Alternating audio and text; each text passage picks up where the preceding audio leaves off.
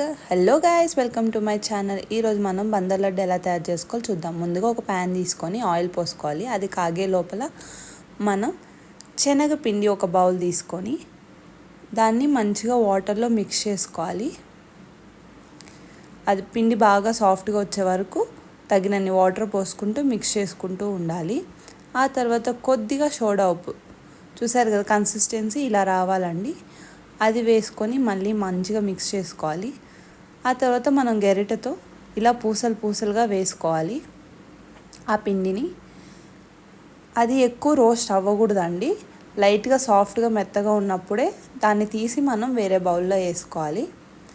ఆ తర్వాత మనం పాకం తయారు చేసుకోవాలి.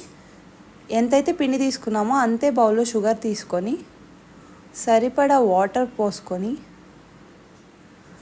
బాగా మిక్స్ చేసుకోవాలి.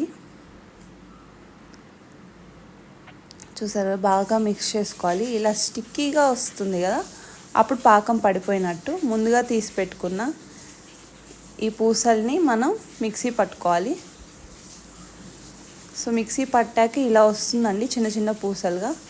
దాన్ని మనం జీరాలో వేసుకొని బాగా తిప్పుకోవాలి గట్టిగా వచ్చే వరకు. యాక్చువల్గా మీరు కలర్ యాడ్ చేసుకోవాలంటే జీరాలో అయినా చేసుకోవచ్చు, మేము మర్చిపోయాము అందుకని ఇక్కడ వేసామండి. కొద్దిగా ఇలాచీ పౌడర్, ముందుగా గీలో రోస్ట్ చేసుకున్న జీడిపప్పు, ఇంకొద్దిగా గీ వేసుకున్నామండి, ఒక 4 స్పూన్స్ అలాగా వేసుకొని బాగా తిప్పి ఉండలు చేసుకోవడమే.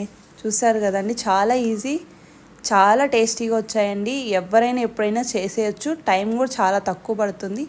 Thank you for watching. Please do like, share, subscribe to my channel.